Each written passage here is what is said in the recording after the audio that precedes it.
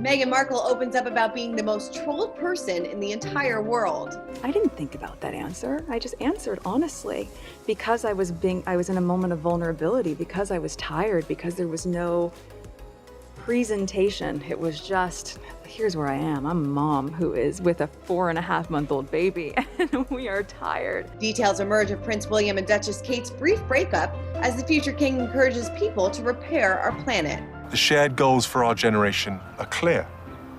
Together, we must protect and restore nature. Plus, what is the latest in Harry and Meghan's ongoing legal battle? Telegraph writer KJ Yossman breaks it all down. Her lawyer indicated that she's willing to take a stand, which will be huge. I mean, she will be the first royal on the stand again, I think, in, over 100 years. I mean, it really would be completely unprecedented. We've got that plus so much more in today's Royally Us. Hello to our fellow royal lovers and welcome to Royally Us. I'm Christina, that's Molly MULSHINE, the host of the Diva Behavior Podcast. Hi, Molly.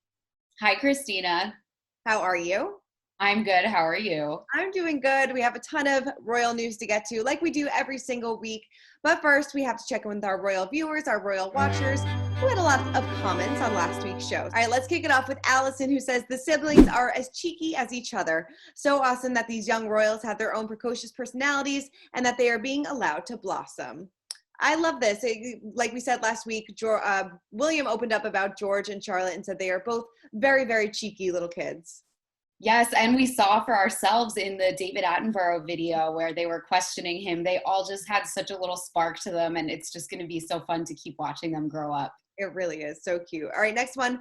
Sharon says, the Queen knew about H&M wanting to leave months before. I wish people would stop lying that the Queen didn't know. Well, I think she knew, right? But she didn't know they were going to post it on Instagram. Yes, I think that they had discussions. I think that rumblings were happening behind the scenes, but I don't think that she knew that the announcement was going to come in the way that it did. Fast and furious. Fast and furious. Totally. All right, last one from Denisha says, remember when they said they were leaving for privacy, yet there hasn't been one day without them doing photo ops or Zoom calls or popping up on TV talent shows. Well, it's a pandemic. There's nothing else to do. What do you expect?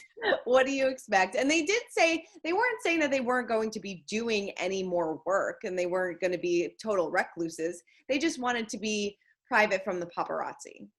Yeah, and from having stories leaked about them by people nearby and things of that nature. So it makes total sense what's going on, I think. Yeah, now they can control exactly what they want to do and what appearances they want to make, and it's kind of on their terms now. All right, well, let's move on to our royal roundup, our royal news of the week. And we are maybe getting a little bit of insight as to why Meghan decided to take a step back from the royal family, from the media, from the press, because she opened up about being the most trolled person in the entire world. Take a listen. I'm told that in 2019, I was the most trolled person in the entire world, male or female. Now, 8 months of that, I wasn't even visible. I was on maternity leave or with a baby. But what was able to just be manufactured and churned out, it's almost unsurvivable. That's so big, you can't even think of what that feels like, because I don't care if you're 15 or you're 25, if people are saying things about you that aren't true, what that does to your mental and emotional health is so damaging. I mean, Meghan let it all out there. She spoke on Mental Health Awareness Day, and she did say she was the most trolled person in the entire world in 2019. Yeah, it really puts your own social media problems into perspective, I guess. Yeah. Yeah. I mean, she said that this was unsurvivable. I mean, that's a big, strong word to use. Yeah, very strong word. And I would have liked to have heard her expand on that a little bit more. And I do think that this is probably helpful for teenagers, which is who it was for. It was a podcast called Teenager Therapy. Teenagers who are being trolled on social media or having their own little disputes and spats, it might make them feel better to hear that she has sort of been through it too. Oh, definitely. And, and she said, no matter how popular I am, or, if you're just a normal teenager, everybody kind of goes through the same thing and everybody feels the same. When you're being bullied nonstop, it takes a toll on you and it takes a toll on your mental health. And she mentioned the ITV interview when she was asked if she's okay. And she's like, that was the first time anybody asked me in months how I was doing. And I was just being honest. I mean, a lot of people gave her a lot of backlash from that interviews saying that, she's acting, it's no big deal. But no, she was, 4 months postpartum, probably going through a ton of emotions. And when people are dissecting your every single move, it really does take a toll on you. Yeah, definitely. And I think, she's clearly in a better place now and everything. And it's good. She was even sort of laughing about it, I think, about the backlash that she got from that. And she was like, I was just speaking as a mom, Yeah, right. No, people kind of forget that she is a real person and has feelings as well. Yeah. Can't forget that. Okay, well, Prince William took his passion for climate change to new heights while delivering a TED Talk which focuses on the Earthshot Prize. Take a look. Every single one of us has a role to play in harnessing whatever opportunity we have. I'm committed to using the unique position that I have to help set those Earthshot goals and reward people across every sector of society and in every part of the world who do their bit to help achieve them. I feel like we've been talking about this for the last couple of weeks is, William's passion for climate change. And now he is bringing this gigantic prize into the mix, which I think is really going to make a big difference. Yeah, this is like groundbreaking. Yeah. So he's going to be awarding 65 million pounds worth of prizes to 50 people per year who are trying to help fight climate change in small and large ways. Mm-hmm. So I think this is going to have a measurable, tangible impact on the fight against climate change. Right. And he said that he was really motivated and inspired by John F. Kennedy and really wants to, he said this in the documentary as well, that he wants to do this for his children, for the future generations, so they are not dealing with these issues, and kind of wants to kind of kick the ground running and make this next decade all about climate change. Right. I loved how he brought up John F. Kennedy and the space race and landing on the moon, because really, if we can land on the moon, why can't we fix this? Right. Yeah, no, that's so true. It's like, we were able to do that in such a short amount of time. Why can't we do this? So, he is kind of leading the charge, and it's nice that he is so passionate about this and really kind of almost putting his money where his mouth is. He's giving this huge, huge prize to so many people, and it's going to make a difference. Definitely. Well, Duchess Kate was also very busy this week. She is patron of the National History Museum, and she gave an award to this year's wildlife photographer. Take a look. It is so wonderful to be back at the reopened Natural History Museum, where we can all enjoy its treasures once again. I'm here because tomorrow night I'm announcing the 56th Wildlife Photographer of the Year. I've been lucky enough to have a quick preview, and I can say it's truly spectacular. She looks stunning. Yeah. I mean, what is the lighting in that museum? I need to go there and take some Instagram pics. She looks gorgeous. Maybe I'm just so used to her, seeing her in like Zoom calls. I mean, she's gorgeous anyway, but everything is so on point. Yeah, she's killing it. She looked great.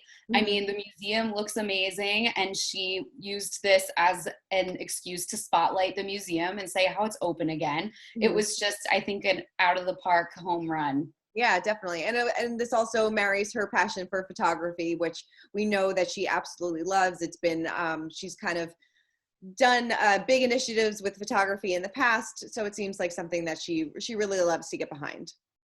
Yeah, it's great. And I hope she releases some more photos of her kids soon too. Oh, I hope so too. Love when She was also busy around Mental Health Day as well. We know that this is a big, something that is very passionate to William, Kate, Harry, and Meghan. They've all worked together in the past about raising awareness for mental health, and Kate did her part as well. Yes, she posted a list of resources on both Instagram and Twitter for all different kinds of mental health issues. And I think, yeah, she and William are just really doing concrete things this week to help people, and I think that's really cool. Yeah, definitely. Well, someone else was back to work this week, and that was Queen Elizabeth. She is back on Zoom calls after a summer hiatus, taking a little bit of a summer break, but it was nice to see her back to work. My role in this organization is to ensure safety and quality for the huge demand of eye care. I was just thinking of the numbers of people in India. It must be a very big job. Yes, she appeared on a Zoom call with some medical professionals and Sophie, the Countess of Wessex, for World Sight Day, because I didn't know this, but Sophie's daughter was born with an eye condition. So yeah, the Countess of Wessex is very passionate about helping people with different eye conditions and blindness and everything. And Queen Elizabeth, I guess, is passionate enough about it as well, because it is something that affects her granddaughter. And so she jumped on the Zoom call to talk to doctors about it. I love that. And we haven't seen Queen Elizabeth since pretty much July. Yeah, that was the last time when she unveiled that portrait of herself. Right, which we love. But yeah, no, so she's taken some time off. She's taken the summer holiday, and now it seems like she is back to work. So good to see that. Yes, definitely. She seemed very energized, and, you know, her voice is just so calming. I know, it really is. It really, really is.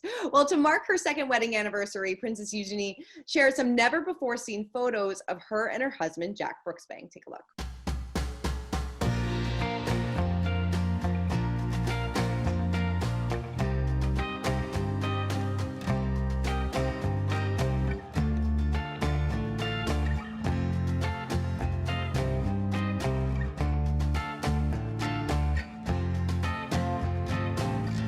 I love this. I love seeing some behind the scenes photos and, you know, royals in real life, and it proves that they're just like us, taking fun, cute selfies of each other. Yeah, and they've been on some serious vacations. I mean, where were they? Antarctica in that one? It seems like so much fun. They seem like, and you know, they met, I think, on a ski trip. So, I mean, traveling is part of, probably part of their life and what they enjoy doing, but it seems like these two are very much in love. Yeah, it seems like they have a great time wherever they go to. Big smiles in every pic. Seriously, definitely. And they have a lot to smile about because they are expecting their first child early next year. So very excited to get a lot of exciting things going on. All right, well, now it is time to spill the royal tea, and we are getting some more information on what really went down between Kate and William when they broke up back in 2007. Now, this is coming from Robert Lacey's upcoming book, Battle of Brothers. We've talked about this over the past couple of weeks, and this book is giving us just a ton of information. Yeah, talk about spilling the royal tea. This book is like the Royal Boston Tea Party. It's just like overflowing with tea. It really is. It really is. So what did we find out about this breakup? Because I forgot that they broke up for a brief time, but William did her dirty. I know. He did it over the phone while she was at work. That is so wrong on so many levels. I know. Like, she was in her office job and he called her and she had to go sit in a conference room, which no job I've ever had would they allow that. They'd be like, go, like, take a day off if you need to. They would be like, yeah, take this conference room to get dumped by a prince. I mean, I guess when you're dating a prince, that's the way it works, but seriously. But yeah, so they broke up for just a brief amount of time and they got back together, and Kate actually spoke about the breakup during their engagement interview, saying, you know, it was time for them to try to find themselves. Yeah, and she said it made her a stronger person. And I think we all remember the incredible photos of her partying and having a great time and kind of like making William jealous during the breakup. That was just an iconic period in tabloid history, I would say. Yeah, she had to get her revenge. It worked. It did. It worked. And now they're happily married with 3 beautiful babies. So it all worked out in the end. Yes. Well, also in the book, we are learning that Prince Charles made an offensive comment about the late Princess Diana just days after she tragically passed away. This is a bit unsettling. Yeah, we don't know what the comment actually was, right? But I guess what happened is Diana's brother, who is also named Charles, the Earl of Spencer, he and Prince Charles were talking on the phone, and the Earl of Spencer said that he didn't think it was appropriate for William and Harry to have to walk behind the casket in the funeral procession. And that's when Charles said something that he found very offensive. Well, I agree with the Earl of Spencer, and Harry later spoke out saying that nobody should have to do something like that. I mean, they literally had to walk almost a mile behind their mother's coffin just 6 days after she passed away. I mean, you don't even have time to process anything like that. And to have millions and millions of people watch you mourn, that's something that I think would just mess with me for the rest of my life. Right. And what did that add to anything? What was the benefit of having them do that? It's really hard to imagine what the point even really was. Mm-hmm. Yeah, I mean, well, the Earl of Spencer said, you know, I think that he just didn't want her funeral to be turned into a royal event, and it ended up being just that. Yes, but then he famously gave a speech where Mm-hmm. he sort of ripped them apart as much as an aristocrat can rip the royal family apart. It wasn't like, you know, a Real Housewives-esque takedown, but it was, flipping. yeah, it was strong words for him, I would say. Yeah, definitely. Well, I'm so excited to let everybody know that we are actually going to have Robert Lacey on the show next week talking all about Battle of Brothers. So make sure you tune in. You know, we got a copy of the book and it's fantastic. So I'm so excited for everybody to tune in for that interview. But for now, it is time to break down the royal rules. Prince Harry and Meghan Markle have had an ongoing legal battle for months and months and months with the press. So what is the latest on the case? Well, the Telegraph reporter KJ Yossman is going to help us break it all down. What's the latest going on with Meghan and the lawsuit against the Mail on Sunday? Because obviously this has been going on for several months, and is there an end in sight? Yeah, I mean, I think they started the lawsuit last October, so it's been a year, and I think it's a really good example of why, you know, suing anyone really, but especially the media, you know, it's a dangerous game, because if they're not willing to settle, as so many other news agencies have, then you're in it for the long haul. And the main thing is that right now no hearing date has been set yet. So right now there will be another hearing in a couple of weeks, looking at the costs, because in the UK the courts will try and manage as much as possible how much it's costing both sides, and already the costs are about $5 million for both sides together. But that still doesn't mean a hearing, and Meghan's lawyers are saying they think a hearing will take 2 weeks to hear the case properly, and that probably won't be till the new year at the earliest. So yeah, I mean, it's really dragging on. Do you think any more details are going to come to light in Meghan's lawsuit? What are you expecting? Yeah, I mean, her lawyer indicated that she's willing to take a stand, which will be huge. I mean, she will be the first royal on the stand again, I think, in, you know, over 100 years. I mean, it really would be completely unprecedented. You know, there are a lot of things that may come out. I think the two key ones, and these are ones that the Mail are in their documents and in their defense they've put forward already. One, did Meghan and Harry assist with the book Finding Freedom that came out over the summer? Because if so, they were invading their own privacy, and it makes it very difficult for them to argue that someone else is invading their privacy when they are invading their own privacy. Mm-hmm. And the other thing that Meghan clearly does not want to come out is the People magazine article from, I think, over 2 years ago now, or a year and a half, the 5 friends that spoke anonymously to People. At the time that article came out, it was pretty much common knowledge in the media, certainly in the UK, that she had either organized that, or it was believed, commonly believed, that Meghan herself had organized that article, or certainly had known about it. The idea that 5 of her closest friends would have gone to People without her knowledge and said some very private, again, very private stuff, you know, talking about how she paints her nails, and, you know, talk about how she writes some of Harry's speeches. I mean, they were really intimate details that they were offering in this article. And the key, again, for the Mail will be, did she know, or did she even arrange for that article? Because if so, again, that was an example of her invading her own privacy. So she then does not have a leg to stand on to say, well, you've invaded my privacy, because she's already done it to herself. So that's the crucial arguments in this case, certainly in terms of the defense. And I think for me, I think those are the most interesting ones, because we're gonna see behind the veil how much, you know, potentially how much Meghan is involved in her own publicity and invading her own privacy. I mean, do you think that's going to be hard for the Mail to prove? It is. It is in one. I mean, look, if she goes on the stand, she is taking an oath, right, to tell the truth. So she's, you know, it puts her in a very, very difficult position. And again, it goes back to why the royals will never sue unless, you know, they have to, because you're putting yourself in a position where if at some point in the future it's proved that you lied on the stand, your credibility is shot, and actually you're in contempt of court, which is illegal. You could potentially go to jail. So she'll have to be very careful, you know, to tell the truth. And if it's the Mail's lawyer, you know, interrogating her on the stand, I mean, potentially, you know, it will come, I think it will come out. In your opinion, who is going to prevail as the winner of this? I mean, I have to say, so far, there have been a couple of different judges because there's been different elements of the case. Actually, the male has won every hurdle so far. I mean, that doesn't necessarily mean they'll win the trial at all. But I think if they can prove that she had a hand in invading her own privacy, and also the key to this is whether she wanted the letter to be leaked, which is something that they're arguing as well.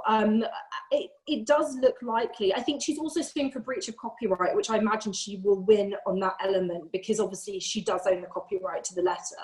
But although again, there is the potential to argue that it was fair use and it was only portions of the letter rather, so they didn't print the whole thing. So I mean, it's I don't know. I think the male have a good chance of winning though. So we'll have to wait and see. Well, KJ, thank you so much. We really appreciate you taking the time as always. My pleasure. Such an interesting legal battle that is, it doesn't seem like it's going to end anytime soon. I know. I mean, it's really the gift that keeps on giving for the male on Sunday. It really does. It really, really does. All right. Well, moving on to our royal history moment of the week. And we are actually learning that Queen Elizabeth's ring may have a hidden message. This is pretty cool. This is coming from the upcoming book, Prince Phillip Revealed. We are also going to have the author of that book on the show in a couple weeks. But what do we know about the Queen's hidden message? So we don't know what the message is, but the only people who do know are her, Prince Philip, and the person who engraved the ring. That's pretty cool. And I think that this is like sort of a tradition in royal rings, which is pretty fascinating. Yeah, and also even the material that they use, the Welsh gold, is also traditional. They use that for a lot of the wedding bands, and that's really cool too. Also, I find it interesting the Queen's ring, her engagement ring is silver and the band is gold, which you don't see very often. You don't see that very often. Well, in the book, a little tidbit, it does say that the ring that she made, the stones, were from a Prince Philip's family, a tiara that was in the family. So that's pretty interesting too. So it was kind of a family heirloom type of thing. Yeah, it's really nice when somebody's rings that have so much history behind them. It's really cool. Yeah, it is really cool. All right, well, before we wrap up, we have to check in on our pint-sized palace, our royal kiddos. And first up, Meghan and Harry gave another update on Archie. Take a look. We were both there for his first steps, his first run, his first fall, his first everything. And it's just fantastic because I think in so many ways we are fortunate to be able to have this time to watch him grow. And in the absence of COVID, we would be traveling and working more externally and would miss a lot of those moments. So I think, it's been a lot of really good family time. Yeah, I mean, the good silver lining about this pandemic is that so many people have been home with their families and got to see a lot of big milestones, which is exactly what Harry and Meghan got to do with Archie. Yes, it sounds so cute. And when's the last time we saw him? I can't wait until we see him again. I know. I feel like we haven't seen any images of him since his birthday in May, and that's been, a while, almost 6 months. So we need some new photos. Yeah, he's probably changed so much in that time too. Yeah, I know. I would love a little video of his first steps. So yeah, that's Harry and Meghan. Send it over. All right. Well, Prince William also shared a really sweet story about watching a documentary about animal extinction with his 7-year-old son, Prince George. And this kind of breaks my heart a little bit. Yeah, he said that they had to turn it off because George was too sad. Oh, that's so cute. But it just shows that he is educating George early on about what is going on in the world and not kind of shying him away of animal extinction, because it's a real thing. Yeah, it really is. And that documentary was really sad. When I watched it, they had that counter that showed how much wildlife is just the percentage of the earth that's covered with wildlife is just going down and down and down. And it just made it seem even more real. Oh, so sad. But we do have an update. Malta is letting Prince George keep the shark tooth. Oh, thank goodness. Thank goodness. So all is well. Well, Molly, thank you so much for running down all things royals with me. Thank you for having me. Of course. Well, make sure to watch Royally Us every Wednesday at 10:30 on Us Weekly's YouTube channel. Keep commenting, keep subscribing, and Molly and I will see you next week.